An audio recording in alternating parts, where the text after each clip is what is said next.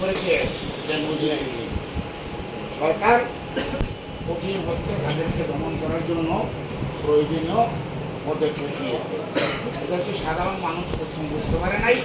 তাদের এই কার্যকলাপে সরকার কয়েকদিন পর্যন্ত যথেষ্ট নমনীয় ছিল, যতই নমনীয় ততই তারা বেশি করে।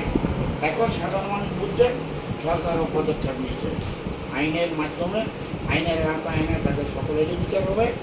তো এই যারা জঙ্গিবাদ, যারা শিবির, যারা এই যে জঙ্গি কাদায় আক্রমণ করছে, তারা এখন স্টার্টার হয়ে গেছে।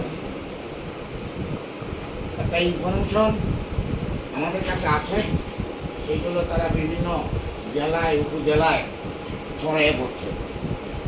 তো এখানে আমার নেতৃবৃন্দ যারা আছে এবং আমাদের ছাত্র নেতৃবৃন্দ যারা আছে, আমরা সকলেই খেয়াল করবো, যেখানে কোনো অপরিচিত কোনো লোক দেখলে তাকে প্রথমে তার সাথে ভালো মতো ব্যবহার করবে, যে তার বাড়ি কোথায় খবর নিতে হবে।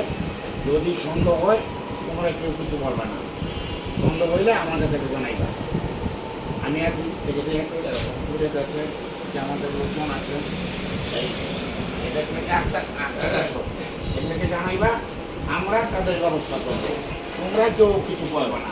আমি বুঝতে পারলাম তোমাদের, যদিও চাষিরা হয়তো এরকম ঘটনা ঘটবে না, তারপর ওরা আবার নিরিবিলি জায়গা নিরাপদ মনে করে।